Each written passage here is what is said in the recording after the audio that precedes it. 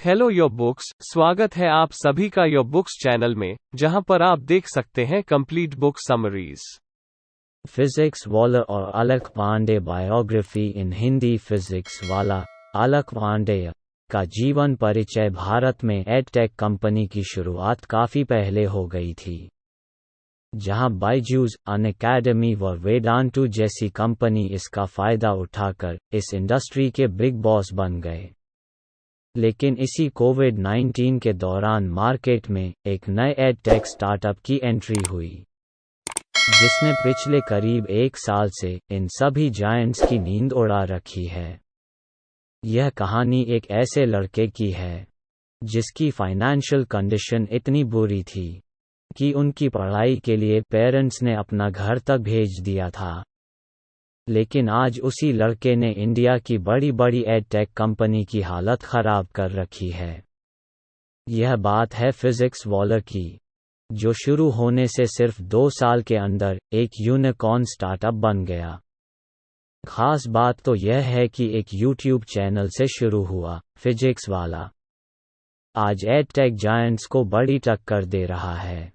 यह कंपनी अपने पैसे के दम पर उनके टीचर्स को खरीदने पर उतर आई है। अब फिजिक्स वाला इतने कम समय में इतना बड़ा स्टार्टअप कैसे बना कि इंडिया के बड़े बड़े एडटेक जायंट्स इसके पीछे पड़े हैं। वही इंडियन एडटेक स्पेस में चल रहा यह माजरा क्या है, यह सारी चीजें हम इस बायोग्राफी में जानने की कोशिश करेंगे। अलक पांडे का प्रारंभिक जीवन। Early life of Alakh Pandey. Alakh Pandey का जन्म 2 अक्टूबर 1991 को प्रयागराज के साउथ मलाका में हुआ था। इनके घर की आर्थिक स्थिति बहुत अच्छी नहीं थी। अलक के पिता सतीश पांडे जी पेशे से एक प्राइवेट कंपनी में कॉन्ट्रैक्टर थे। वही उनकी मां रजत पांडे प्रयागराज के एक स्कूल में शिक्षिका थी। इनके घर का खर्चा जैसे तैसे चला करता था। इनके पिता की फाइनेंशियल कंडीशन इतनी खराब थी कि उन्हें अपना घर तक बेचना पड़ा ताकि वो अपना नया बिजनेस शुरू कर सकें। तब अलक कक्षा 6 में पढ़ रहे थे। अलक इन सभी बातों से अनभिज्ञ थे। उन्हें सिर्फ इतना पता था कि घर बेचने से उनके लिए नई साइकिल आ जाएगी। घर बेचने के बाद उनका पूरा परिवार स्लम एरिया के एक किराए के मकान में रहने लगा। उन 2 सालों में सतीश जी ने जो भी बिजनेस शुरू किया उसमें वह सफल नहीं हो सके। अपने बेटे अलक और बेटी आदिति की फीस भरने के लिए भी उनके पास पर्याप्त पैसे नहीं थे। अलक की शिक्षा व प्रारंभिक संघर्ष। अलक एजुकेशन इन अर्ली स्ट्रगल। अलक की प्रारंभिक शिक्षा प्रयागराज के बिशप जॉनसन स्कूल से हुई। जब अलक कक्षा 8 में पहुंचे तब उन्हें समझ में आया कि उनके परिवार की आर्थिक स्थिति बहुत खराब हो चुकी है। ऐसे में उनके पिता ने अलक से कहा कि आप लोगों को ट्यूशन पढ़ानी पड़ेगी ताकि परिवार का खर्चा चलाने के लिए कुछ फाइनेंशियल हेल्प मिल सके। इन्हीं परिस्थितियों के तहत अलक स्कूल से आने के बाद साइकिल से दूर दूर की होम ट्यूशन पढ़ाया करते थे। आर्थिक मदद के लिए उनकी मां को भी अधेड़ उम्र में एक स्कूल में पढ़ना शुरू कर दिया। अलक बचपन से ही पढ़ने में बहुत होशियार थे। हाई स्कूल के बोर्ड एग्जाम में उन्होंने 91% मार्क्स हासिल किए। इसलिए उन्होंने 11th क्लास में साइंस स्ट्रीम को चुना। तभी से उन्हें फिजिक्स सब्जेक्ट से प्यार हो गया। अलक पहले से ही स्कूल में होने वाले ड्रामा आदि में पार्टिसिपेट किया करते थे। उन्होंने उस समय भी ट्यूशन पढ़ाना जारी रखा। 11th क्लास में उन्होंने एक कोचिंग इंस्टीट्यूट ज्वाइन कर लिया, जहां कोचिंग के ओनर ने उन्हें बच्चों से यह कहकर इंट्रोड्यूस करवाया कि ये आपके नए टीचर हैं, आज से आपको यह साइंस पढ़ाएंगे। तब वह कोचिंग में 9th स्टैंडर्ड के बच्चों को पढ़ाया करते थे। बच्चों को उनके पढ़ाने का अंदाज काफ़ी पसंद आने लगा। अलक को भी वहां पर पढ़ाने में मज़ा आने लगा। वे हर कॉन्सेप्ट को बहुत अच्छे और मज़ेदार अंदाज में समझाने लगे। जिससे बच्चे उनसे आसानी से जुड़ते चले गए। इधर उन्होंने अपने 12th के बोर्ड एग्जाम में 93.5% मार्क्स हासिल किए। अलक सर का इंजीनियर बनने का सपना। Alakh sir dream to become an engineer. Alakh का सपना IIT में पढ़ने का था, लेकिन उनके पास इतने पैसे नहीं थे कि और IIT, IIT जैसे एग्जाम की तैयारी के लिए कोचिंग ले पाए। इसलिए उन्होंने इन एग्ज़ाम्स को क्रैक करने के लिए अपनी सेल्फ स्टडी जारी रखी। इसी दौरान उत्तर प्रदेश एंट्रेंस एग्जामिनेशन में उनकी 600 रैंक आ गई, जिससे उनका सिलेक्शन कानपुर में स्थित हार्कॉट बटलर टेक्निकल यूनिवर्सिटी HBTU में हो गया।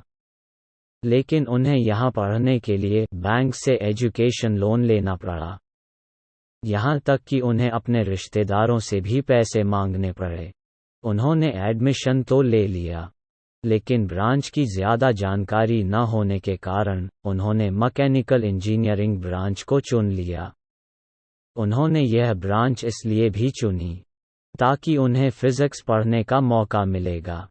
अलक ने अपने फर्स्ट सेमेस्टर में फिजिक्स में सबसे ज़्यादा यानी 86 मार्क्स हासिल किए, लेकिन उनका यह सफ़र काफ़ी मुश्किल भरा रहा। उनके एग्जाम शुरू होने के पहले ही खबर आई कि उनके पिता प्रयागराज में हॉस्पिटलाइज हैं। वह तुरंत कानपुर से इलाहाबाद पहुंच गए। अलक के दिमाग में उथल पुथल चल रही थी कि वह एग्ज़ाम दे पाएंगे या नहीं। आखिरकार उन्होंने एग्ज़ाम देने का फ़ैसला किया। फिर एग्ज़ाम वाले दिन ही वह ट्रेन से वापस कानपुर लौटे। उन्होंने ट्रेन में ही बैठकर अपनी पढ़ाई की। इधर उनके पिता 2 मेजर सर्जरी के बाद स्वस्थ होकर वापस घर आ गए। अलक कॉलेज में भी नुक्कड़ नाटकों में पार्टिसिपेट करने लगे। उन्होंने कानपुर में बहुत सारे नुक्कड़ नाटकों का मंचन किया। अलक को इंजीनियरिंग की पढ़ाई में रुचि न आना। Alakh lost interest in studying engineering. Alakh को कॉलेज की पढ़ाई में इंटरेस्ट नहीं आ रहा था, क्योंकि कभी कॉलेज में प्रॉपर ढंग से टीचर नहीं पढ़ाते, तो कभी लैब की मशीनें काम नहीं करती। उनके इन सवालों का जवाब नहीं मिल पाता कि आखिर मशीनों का क्या यूज़ है, इनके बारे में कोई क्यों नहीं समझाता। फिर एग्जाम में स्टूडेंट के वही 5 साल पुराने पेपर को रटकर पास होने वाले पैटर्न से वह काफ़ी दुखी थे। उन्हें यह सब ठीक नहीं लगा। उन्हें लगा कि उनकी लाइफ सही डायरेक्शन में नहीं जा रही है। 3rd ईयर तक आते आते उनका कोचिंग के प्रति लगाव बढ़ गया। अलक उस समय भी कानपुर के एक कोचिंग इंस्टीट्यूट में पढ़ा रहे थे, जैसी कि उनके पढ़ाने की विद्या थी, जिसके कारण वह बच्चों के बीच काफ़ी पॉपुलर हो गए थे। कोचिंग के मालिक ने उनके प्रदर्शन को देखते हुए कहा कि देखना, आने वाले 10 सालों में तुम 7000 बच्चों को पढ़ाओगे। यह सुनते ही उनके दिमाग में आया कि बस 7000 बच्चे। उनका सपना काफ़ी बड़ा था। वो अपनी पहुंच को बढ़ाना चाहते थे। हालांकि उन्हें कोचिंग से अच्छे खासे पैसे मिल रहे थे, लेकिन कॉलेज में उनका इस माहौल में मन नहीं लग रहा था। फिर उन्होंने कॉलेज छोड़ने का मन बना लिया। घर में उन्होंने अपनी बहन आदिति को बताया कि अब वो इंजीनियरिंग नहीं करना चाहते हैं, वह कॉलेज ड्रॉप करना चाहते हैं। उनकी बहन उनकी सिचुएशन को समझा, साथ ही यह सांत्वना भी दी कि तुम वापस घर आ जाओ, मैं सारा लोन चुका दूंगी। लेकिन उनके पिता नहीं चाहते थे उनका बेटा कोई भी ऐसा डिसीजन न ले जो बाद में उनके फेवर में न हो, क्योंकि उनके पिता भी इन्हीं हालातों से गुजर चुके थे। कॉलेज छोड़ने के बाद वह कानपुर से वापस अपने घर प्रयागराज आ गए। अलक सर बने फिजिक्स वाला। अलक्स जर्नी टू बिकम फिजिक्स वाला। अलक सर ने प्रयागराज में एक कोचिंग इंस्टीट्यूट में पढ़ाना शुरू कर दिया। इसके बाद उन्होंने 2014 में एक और coaching institute software educational academy को ज्वाइन कर लिया। इसके साथ ही उन्होंने अपनी रीच को बढ़ाने के लिए फिजिक्स वॉलर नाम से एक फेसबुक पेज तैयार किया, जिसमें उन्होंने फिजिक्स से संबंधित मीम्स अपलोड करना शुरू कर दिया ताकि उन्हें कुछ ऑनलाइन अटेंशन मिल पाए, लेकिन वो इन सब चीज़ों में ज़्यादा सक्सेसफुल नहीं हो पाए। इसी दौरान 28 जनवरी 2014 को फिजिक्स वॉलर अलख पांडे नाम से एक यूट्यूब चैनल तैयार किया। साइमल्टेनियसली अलख ने ऑफलाइन कोचिंग पढ़ाना और यूट्यूब में वीडियो अपलोड करना शुरू कर दिया। वह यूट्यूब में प्रदीप क्षेत्रपाल सर से काफ़ी इंस्पायर थे। वह चाहते थे कि वह भी उनकी तरह फिजिक्स पढ़ाएं, लेकिन उनके शुरुआती वीडियो नहीं चले। 2015 में फिर से उन्होंने वीडियो सीरीज़ तैयार की। इसके बाद 2016 में नई एनर्जी के साथ उन्होंने फिर से यूट्यूब पर फिजिक्स पढ़ाना शुरू किया। सौभाग्य से इस बार उनकी वीडियो चल गई। उनकी वीडियो का सेटअप काफ़ी नॉर्मल हुआ करता था, यानी एक छोटा वाइट बोर्ड, स्मार्टफोन जो कि एक ट्राइपॉड पर लगा होता था। तभी उन्होंने यूट्यूब पर ऑब्जर्व किया कि कोई भी ऐसा टीचर नहीं है जो आईसीएसई बोर्ड वालों को पढ़ा रहा हो। ऑलमोस्ट सभी टीचर सीबीएसई बोर्ड वालों को ही पढ़ा रहे थे। इसलिए उन्होंने 10 टीएच वाले स्टूडेंट्स को टारगेट कर फिजिक्स से संबंधित वीडियोस अपलोड करना शुरू कर दिया। बच्चों को उनकी यूनिक टीचिंग स्टाइल काफ़ी पसंद आने लगी।